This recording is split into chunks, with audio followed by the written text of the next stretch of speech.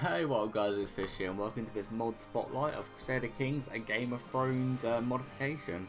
I've had about an hour's gameplay with this mod and so far I'm enjoying it thoroughly. I've always loved Game of Thrones. I haven't actually seen the second series yet because it's not out here in the UK, but I'm still really enjoying this actual mod for it, and I want to show you guys some of the things that you guys can expect if you guys want to download it.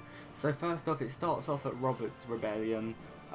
I believe that's before the goings on the first Game of Thrones, well it is, but please, if you guys are massive Crusader King, I mean not Crusader Kings, Game of Thrones nerds, please don't crucify me for my invalid knowledge. So yeah, I believe there is also another island over here somewhere in the Game of Thrones world, but I'm not 100% sure. But yeah, let's talk about this mod now. So yeah, you've got the Night's Watch up here. They haven't actually implemented any wars for them yet.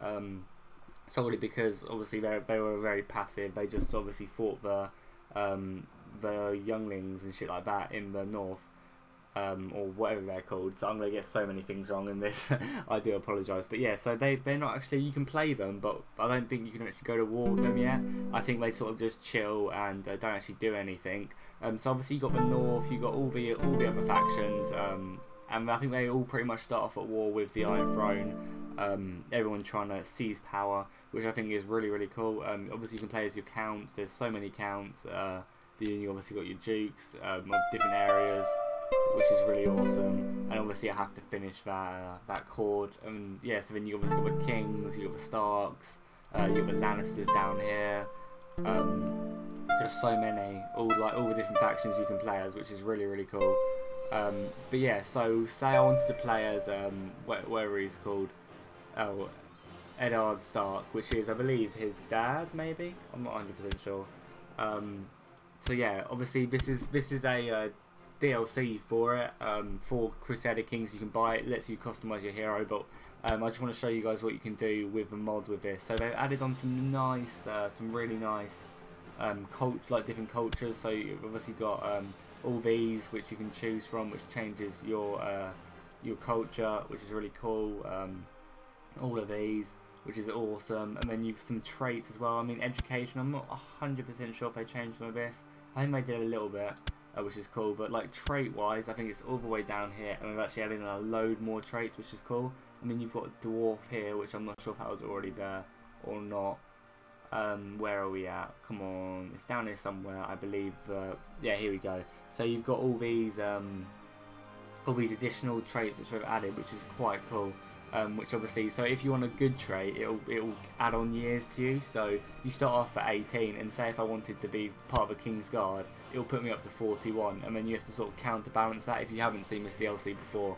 But yeah, you've got that, and you've just got some really awesome just added on bits which are really quite cool. So you've got like Black Brotherhood and Fire Obsessed and Poor Fighter, and just all these. You've got a Dragon Rider, which adds 205 years on, which, you know, you have to probably add on a lot of negative traits to actually achieve that, seeing as well, you have to be at least 50. What does that even add? Let's have a look. Does it even say? It gives you 150 military strength. That is ridiculous. But yeah, it just goes down and down, and as you can see, there's just some really awesome ones. There's even like, you got like a crow, which is quite cool, a wolf, which is awesome. And there's just some really cool actual mod. Yeah, and if you just carry on going down this, it just keep like, so you can be like Lannisters, and it just, these traits which don't actually cost anything, but I think it's just script, which is quite cool, just to sort of show you in that house, which is quite awesome. So yeah, I'm just gonna play as this dude. I mean, you even have all the emblems and stuff, like you can just add over the top, which is quite cool, over the Stark thing, but you can change all this up in game, so that's all cool. So yeah, let's actually jump into the game now and have a look. We're playing obviously as the King of the North, Eddard Stark. So yeah, let's have a bit of fun with this. I just want to sort of show you sort of how you start off and all the cool things.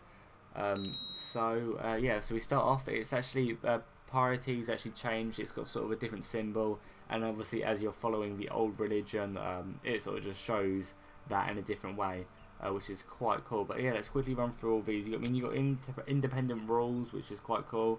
Shows you all of that, which is nice. I think the where is it? For religion, yeah. So you can see old gods up there, and you got faith up there for the rest of the world.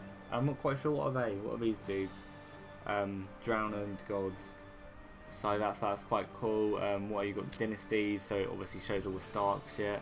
But obviously you start off at war with the good old Mad King, which is really cool. I mean, economy, just showing you where everything is. I mean, these are all in Crusader Kings, so I'm just sort of showing you how it looks and how the factions start off, which is quite nice. I mean, you got culture as well. Obviously, they'd be Northernmen. It'd be kind of silly if they weren't. Opinions, so just show you how everyone likes you. I just overall, this is a really fun mod.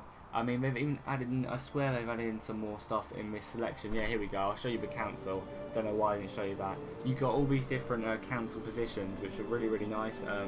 You got all these dudes, like this guy is your chief advisor, and he can oversee proceedings, which means gives you better build time, better tax, send to foreign courts, which obviously helps fabricate claims, and pacify a province, which makes better.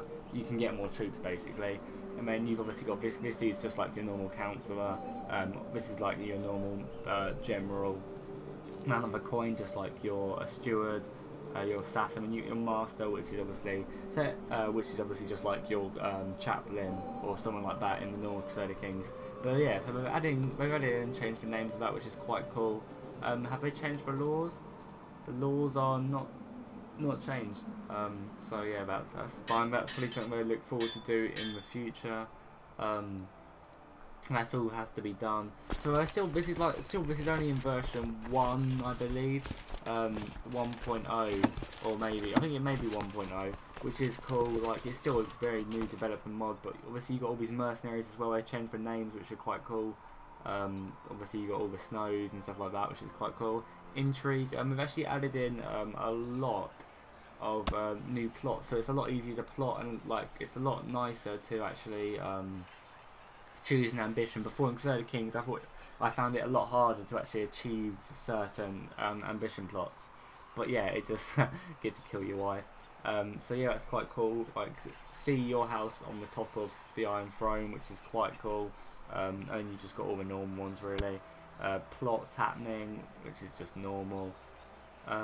Diplomacy, believe that's pretty the same. Yeah, that's pretty much the same, which is fine. Religion, it looks a bit different, but apart from that, it looks pretty similar. So yeah, that's pretty much the mod. I mean, hold on, let me show you maybe the building. If I look at building, is that any different? Yeah, you start off with a massive fortress, which is cool. I think you start off with a massive fortress in most major capitals of the faction. So say if I was playing a duke, I think my capital would have a fully upgraded fortress, but I think that's quite cool that you managed to actually start off with that. It gives you a lot of tax and a lot of troops. Look how many heavy infantry you just get from this. It saves you spending a lot of money having to actually upgrade it, and I think it'll be very interesting. But yeah, that's pretty much all for this mod. If I missed something out, I do apologise, and if I've said stuff wrong from the Game of Thrones universe, I do most certainly apologise. There'll be a link in the description if you guys like this. Please go ahead and play. If you'd like to see a live stream of this, I might get on my phone to Frood and ask him maybe one day if he wants to do a live stream on this, and we'll play together or against each other and have a lot of fun. So yeah, go off and have fun with this. Maybe subscribe to my channel if you haven't already. And I will quickly muster the armies of the North for no reason, as I want to have what 20,000 men. Let's see our set of armies assemble. It's 21,000 men just all chilling, and now all marching. But yeah, I'll leave a link in the description. I've already said that several times, but I'll say it one more time. I'll leave a link in the description to this mod. Subscribe if you haven't already, and fish out.